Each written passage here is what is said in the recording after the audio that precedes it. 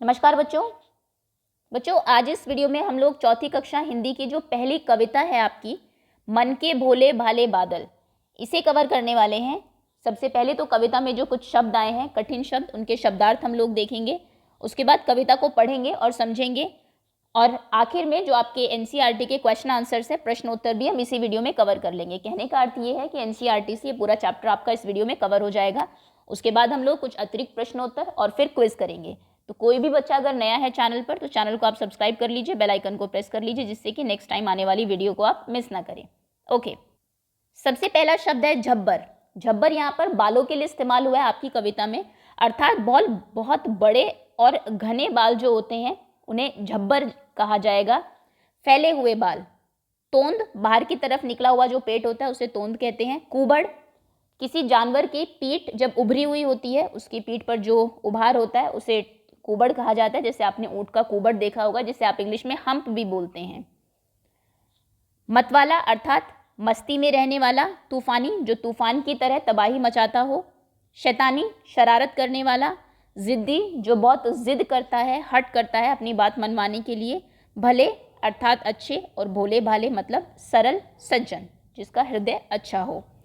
सो ये आपके कुछ शब्द है। पॉज करके आप चाहो तो एक बार फिर से रीड कर लीजिए। अब हम लोग पोएम पढ़ना और समझना शुरू करते हैं। पार्ट 1, मन के भोले भाले बादल।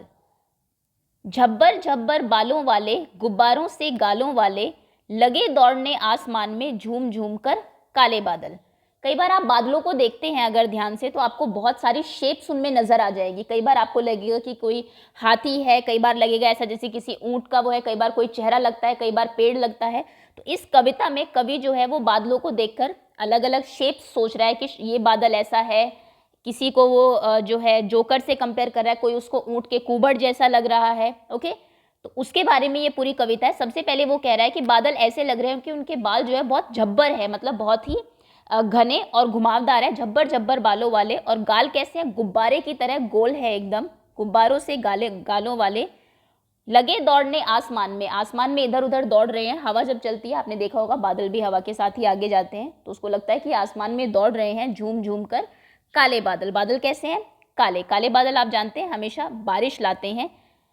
कुछ जोकर से तोंद फुलाए, कुछ हाथी से सूंड उठाए, कुछ ऊंटों से कुबड़ वाले, कुछ परियों से पंख लगाए। कुछ जो बादल है वो ऐसा लगता है कि जोकर की तरह उनका पेट बाहर निकला हुआ है, कुछ हाथी की तरह सूंड ऊपर उठाए हुए हैं, कुछ ऊंट के शरीर पे जो कुबड़ होता है उसकी तरह है, और कुछ परियों की तरह पंख फैलाए हुए हैं। कुछ उसको परियों जैसे लग रहे हैं, कुछ हाथी जैसे लग रहे हैं, है ना। कुछ जोकर की तरह तोंद फुलाए हुए हैं। तो अलग अलग उसको उनमें शेप जो है वो नजर आ रही है। आपस में टकराते रह रहे शेरों से मतवाले बादल।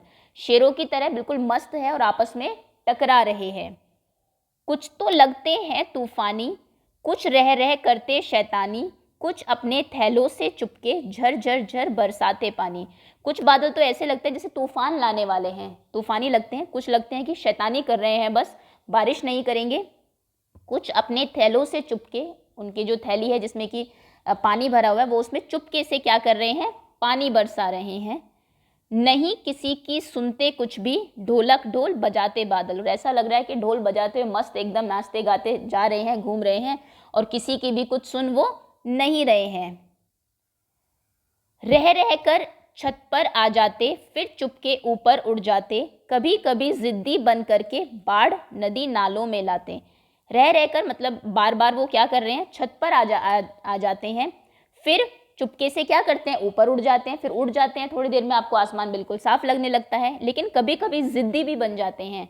कभी कभी तो बादल आते हैं और चुपके से उड़ जाते हैं बिना बारिश के, लेकिन कभी कभी अपनी जिद में वो इतनी ज़्यादा बारिश करते हैं कि सभी नदियों में नालों में क्या लाते हैं, बाढ़, मतलब कि पानी से उनको भर देते हैं।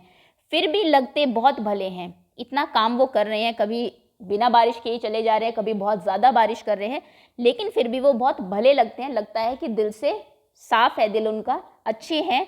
मन के भोले भाले बादल, और मन के वो बहुत ही भोले भाले हैं। ये जो पोएम लिखी है, जो कविता लिखी है, इनके कवि है कल्पनाथ सिंह। कवि आप ज़रूर याद कर ले, और बल्कि ये कविता भी याद कर ले तो आसान कविता है। और कई बार ऐसा देखा गया है कि PT 1 के एग्जाम में आपको लिखने के लिए आ जाती है 8 लाइन की या 12 लाइन की कविता लिखी है। एक बार फिर से मैं पढ़ देती हूँ। झब्बर झब्बर बालों वाले, गुब्बारों से गालों वाले, लगे दौड़ने आसमान में झूम झूम कर काले बादल। कुछ जोकर से तोंद फुलाए, कुछ हाथी से सूंड उठाए, कुछ ऊँटों से कुबड़ वाले, कुछ परियों से पंख लगाए। आपस में टकराते रह रहे शेरों से मतवाले बादल। कुछ तो लगते हैं तूफानी, कुछ रह रहे करते शैतानी, कुछ अपने थैलों से चुपके झर झर बरसाते पानी। नहीं किसी की सुनते कुछ भी, ढोलक ढोल बजाते बादल। रह कर छत पर आ जाते, फिर चुपके ऊपर उड़ जाते, कभी कभी जिद्दी बन करके बाढ़ नदी नालों में लाते, फिर भी लगते बहुत भले हैं मन के भोले भाले बादल। ओके, चलिए प्रश्नोत्तर पर आते हैं। पहला प्रश्न है, तुम्हारी समझ से कभी कभी जिद्दी बन करके बाढ़ नदी नालों में लाते, बादल नदी नालों में बाढ़ कैसे लाते होंगे? क्योंकि ये प्रश्न आपको आपकी कॉपी में लिखने होते हैं तो मैं उत्तर आपको दिखा भी देती हूँ। सो जब बादलों से बहुत अधिक बारिश होती होगी तब नदी नालों में बहुत ज़्यादा पानी भर जाने से उनमें बाढ़ आ जाती होगी। इस तरह बादल जो है वो नदी नालों में बाढ़ लाते होंगे। कैसे बाढ़ लाते हैं? बहुत अधिक बारिश करके वो बाढ़ लाते हैं। अगला प्रश्न है, नहीं किसी की सुनते कुछ भी, ढोलक ढोल बजाते बादल।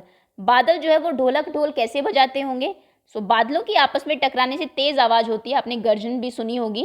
तो बच्चे को ऐसा लग रहा है, कभी को ऐसा लग रहा है यहाँ पर कि बादल ऐसा लग रहा है ढोल बजा रहे हैं, किसी की सुन नहीं रहे हैं। इसी तरह बार बार टकराने से वे बार बार गरजते होंगे, उसे सुनकर ऐसा लगता है कि वो ढोल बजा रहे हैं। कुछ तो लगते हैं तूफानी, कुछ रह करते शैतानी। बादल कैसी शैतानियां करते होंगे? बादल कभी तेज आंधी बारिश करते होंगे, कभी रुक जाते होंगे, कभी आपस में टकराकर चमकते गरजते होंगे, कभी नदी नालों में बाढ़ ला देते होंगे। इस प्रकार बादल तरह तरह की शैतानियां करते होंगे, है ना। कभी बिना बारिश के ही चले जाते हैं, कभी बहुत ज़्यादा बारिश हो जाती है, कभी आपस में टकरा के गरजते हैं, कई बार बिजली भी चमकती है। तो इस तरीके से वो शैतानियां करते रहते हैं। अगला प्रश्न है, कौन कैसा? जैसे सूरज सी चमकीली थाली, है ना, सूरज से कैसा? चमकीला, क्योंकि सूरज चमकता है, और उसी की तरह थाली चमक रही। चंदा सा गोरा, क्या चेहरा? किसी को आप कंपेयर कर सकते हैं किसी के चेहरे को, या फिर चंदा सा गोल, वैसे चांद हमेशा गोल नहीं होता, आप गोल पर लिख सकते हैं। तो चंदा सा गोरा चेहरा। हाथी सा भारी, कौन? कोई आदमी। जोकर सा बड़ा या फिर मोटा, क्या? नाक। जोकर के आप देखते होंगे नाक बहुत मोटा होता है लोगों को हंसाने के लिए। परियों सा सुंदर, परियों से सुंदर, क्या? पंख। परियों के पंख सुंदर होते हैं। गुब्बारे सा फूला हुआ, क्या चीज? पेट, या फिर गुब्बारे सा गोल पेट भी आप लिख सकते हैं। ढोलक सा बजता, क्या ढोलक जैसा बजता होगा? डिब्बा। ओके, तो इस तरीके से आप चाहे तो कुछ और भी आंसर लिख सकते हैं कि हाथी सा मोटा भी लिख सकते हैं, या फिर हाथी सा मतवाला, क्योंकि हाथी, या फिर हाथी जैसा धीरे धीरे चलने वाला, ऐसा जो भी आप लिखना चाहे, किसके लिए आप वो वर्ड यूज़ करेंगे वो आप वहाँ पर लिखेंगे। कविता से आगे, तूफान क्या होता है और बादलों को तूफानी क्यों कहा जाता है? ये प्रश्न आपके इंपॉर्टेंट है। 3 प्रश्न है, 1 2 3, तीनों आप लर्न कर लेंगे। उत्तर मैं आपको दिखा देती हूँ। तूफान क्या होता है और बादलों को तूफानी क्यों कहा गया है? तो देखिए कि बारिश के साथ तेज चलने वाली आंधी को तूफान कहते हैं। बादल ही तेज आंधी और बारिश लाते हैं, इसलिए उन्हें तूफानी बादल कहा गया होगा, है ना। कि जब बादल आते हैं आपने तभी देखा होगा, बारिश भी आती है और कई बार बहुत तेज आंधी भी चलती है, हवा भी चलती है, तो उसे तूफान कहा जाता है। क्योंकि बादल के बाद आते हैं इसलिए बादलों को तूफानी कहा गया है, क्योंकि वो तूफान लाने वाले हैं। साल के किन किन महीनों में सबसे ज़्यादा बादल छाते हैं? तो जून और जुलाई में सबसे ज़्यादा बादल छाते हैं, माफ़ करिएगा। कविता में काले बादल की बात की गई है, क्या बादल सचमुच काले होते हैं? कुछ बादल काले दिखाई देते हैं तो कुछ भूरे और सफ़ेद, लेकिन बादल सचमुच काले नहीं होते, वे तो पानी की भाप से बनी बूंदों से बने होते हैं। आप जानते हैं कि बादल कैसे बनते हैं? जो समुद्र का पानी है हमारा, उसके ऊपर जब सूरज की किरणें पड़ती है तो पानी भाप बनकर ऊपर उठ जाता है, उससे बादल बनते हैं। तो वो सचमुच काले नहीं होते, पानी का एक भाप होती है बस, जो एक साथ है, इकट्ठी है। तो लेकिन दूर से देखने पे आपको कुछ काले दिखाई देते हैं, कुछ भूरे और कुछ सफ़ेद दिखाई देते हैं। कक्षा में बातचीत करके बताओ कि बादल किन किन रंग के होते हैं? बादल काले, भूरे और सफ़ेद होते हैं। सुबह और शाम के समय कई बार आपको लाल भी दिखाई देते होंगे सूरज के आसपास जो कुछ बादल होते हैं। अगला प्रश्न है, कैसे कैसे बादल? तरह तरह के बादलों के चित्र बनाओ। जैसे कुछ काले काले डरावने आपको यहाँ पर बनाने हैं, कुछ गुब्बारों से गालों वाले बनाने हैं। कुछ बादल आप ऐसे बना सकते हो, कुछ डरावने से बादल, उनके अंदर फेसेस बना देना। कुछ गुब्बारों से बनाने हैं, है ना, गोल गोल। कुछ हल्के फुल्के बादल बनाने हैं यहाँ पर, थोड़ी दूर दूर बना देना, ऐसे ऐसे हल्के हल्के से। ओके, बाकी आपकी ड्राइंग ज़्यादा अच्छी होगी मुझसे, आप ज़्यादा क्रिएटिविटी उसमें दिखा पाएंगे। अगला प्रश्न है, कविता में बादलों को भोला कहा गया है, इसके अलावा बादलों के लिए कौन कौन से शब्द इस्तेमाल किए गए हैं? नीचे लिखे अधूरे शब्दों को पूरा करो।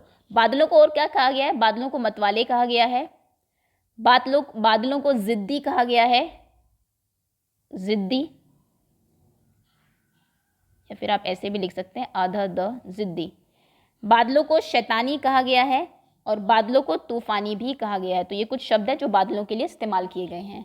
बारिश की आवाज़ें, कुछ अपने थैले से चुपके झर झर झर बरसाते पानी। पानी के बरसने की जो आवाज़ है वो झरझर है। पानी के बरसने की कुछ और आवाज़ें आपको यहाँ पर लिखनी, ये आप अपनी तरफ से भी लिख सकते हैं, जैसे टप टप टप। जब बारिश होती है तब आपने देखा होगा पानी टपकता है तो ये आवाज़ आती है। टिप टिप टिप की भी आवाज़ आती है। उसके बाद रिमझिम, रिमझिम रिमझिम 2 बार लिख लीजिएगा। छम छम छम, ये भी बारिश की ही, पानी की ही आवाज़ है। छप छप छप, और एक आप खुद लिखेंगे। ओके, तो ये कुछ आवाज़ें हैं जो जब बारिश होती है, फिर कई बार आपने कविताओं में भी सुना होगा बारिश के समय ऐसी कुछ आवाज़ें आपको सुनाई देती है। बादलों की तरह पेड़ भी अलग अलग आकार के होते हैं, कोई बड़ा सा फैला हुआ है तो कोई नारियल के जैसा ऊंचा और सीधा है ना। बरगद आपने देखा होगा बहुत फैला हुआ होता है, चौड़ा, और नारियल का पेड़ आपने देखा होगा बिल्कुल सीधा होता है, ऊपर सिर्फ पत्ते और नारियल होते हैं, तो कुछ उसकी तरह होता है। अपने आसपास अलग अलग तरह के पेड़ आपको देखने हैं, तुम्हें उनमें से कौन सा पेड़ कैसा दिखाई देता है, सब मिलकर पेड़ों पर एक कविताएं भी लिखनी है आपको। कविता आप लिखेंगे, मैं पेड़ बता देती हूँ। पेड़ कोई पीपल सा विशाल अर्थात बड़ा हो सकता है, कोई नींबू के जैसा छोटा हो सकता है, कोई बांस के जैसा लंबा और पतला हो सकता है, कोई बरगद की तरह मोटा, कोई नीम सा घना, कोई बबूल सा टेढ़ा मेढ़ा। तो ये कुछ एडजेक्टिव्स है, ये कुछ विशेषण है जो आप पेड़ों के लिए, अलग अलग पेड़ों के लिए इस्तेमाल कर सकते हैं। सो बच्चों, ये था आपका पाठ। उम्मीद है कविता आपको अच्छे से समझ में आ गई होगी, क्वेश्चन आंसर्स भी आपने समझ लिए होंगे। सो बहुत बहुत धन्यवाद आपका। बहुत जल्दी इसकी वर्कशीट और क्विज भी अपलोड कर दी जाएगी, उसके लिए आप वेट करिएगा।